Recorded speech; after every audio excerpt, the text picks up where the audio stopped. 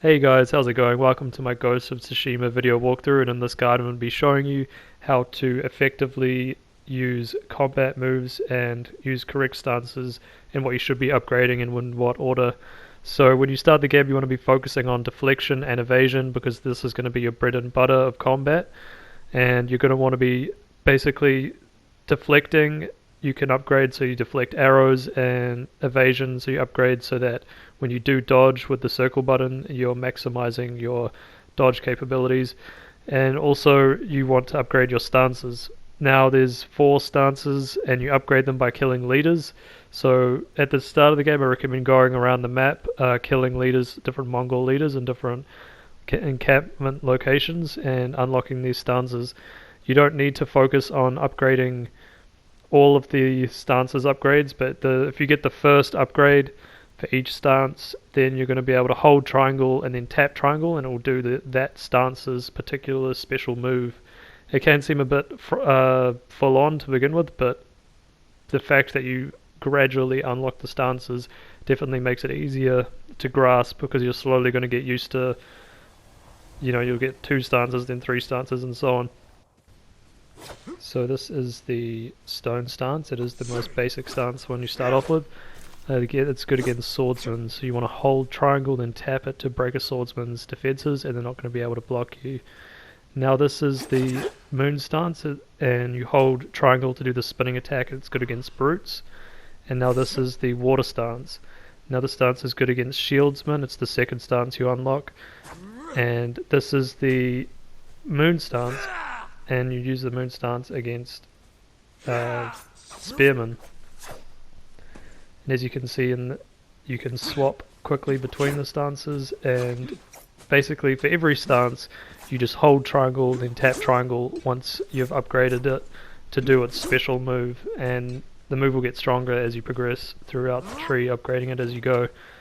And the point is that as you slowly unlock them, you'll get used to each stance and which enemies they work well against. Now as you can see, what you want to do in battle is you want to rush towards the archers and press circle and press it twice to dodge roll, or press circle to dodge. You can also deflect the arrows like that once you upgrade it, and you have to upgrade to get the dodge as well. So as you can see, there's a brute here, so what I want to do is use the moon stance on him.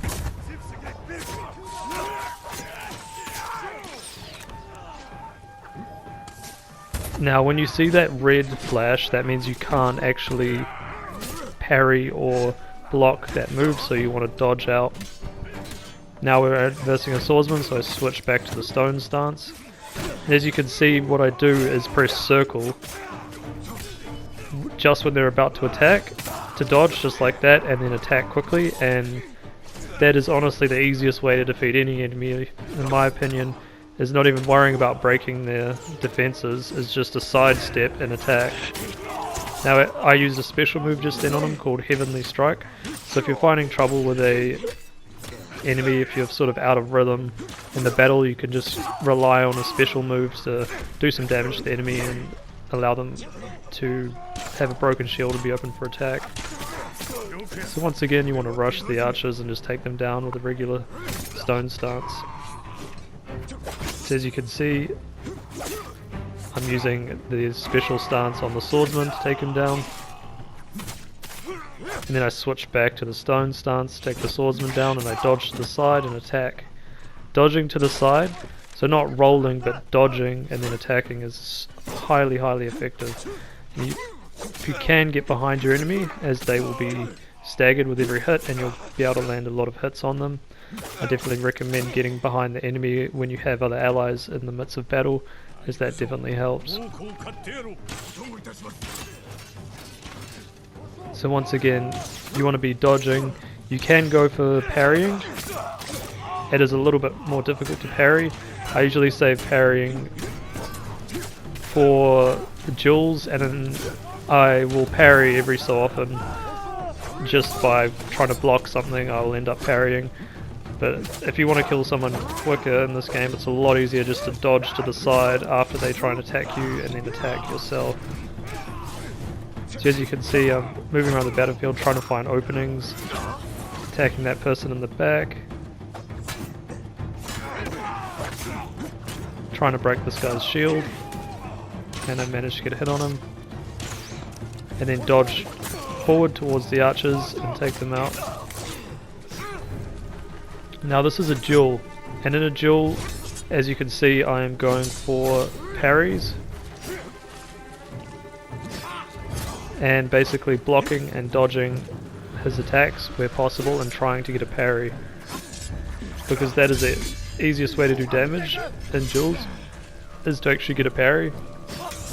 It can be quite tricky to dodge. If you dodge and then attack, they normally parry you, so if you can parry their attacks, then you're doing well. And obviously when it's red, you have to dodge to the side. You can also save your special moves for duels as well. I definitely recommend playing this game on hard, as if you play it on medium and easy, you're not really getting the full experience. And even on hard, it can be a bit too easy anyway. So I'm hoping they do add a higher difficulty to this game and make it more sort of focused on using the stances to defeat enemies, with the difficulty being higher. So as you can see, I'm just dodging, trying to parry and riposte when I can.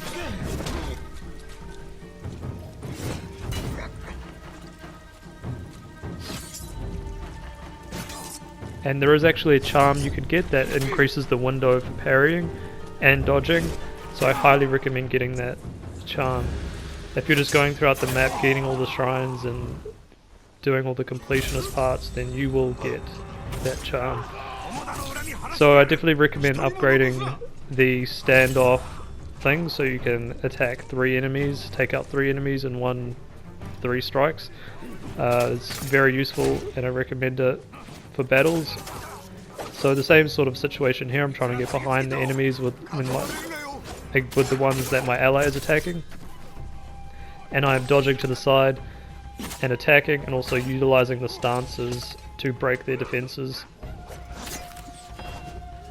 So you stay away from when a brute's swinging his club like that, you try and stay away. See, I basically utilized Heavenly Strike just then because I was so close to him and he was using his red flashing move, and there wasn't enough time to dodge out because I'd already committed to a swing. So that's a little bit more complicated move to get into, but if you're already swinging your sword close to a brute and they're about to swing their club, it's basically impossible to dodge out, so I recommend using a special move. As you can see, I rush the archers once again. And then I switch over to the proper stance to take this guy out. Actually, this is the wrong stance at the moment. Yeah, now I'm in the right stance. And then break his shield, take him down.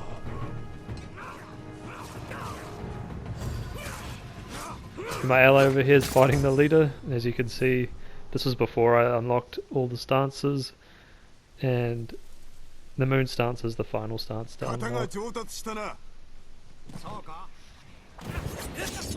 And I'm going to end the video off with this duel. As you can see, I am utilizing all my techniques, trying to parry, dodging, and using my special moves.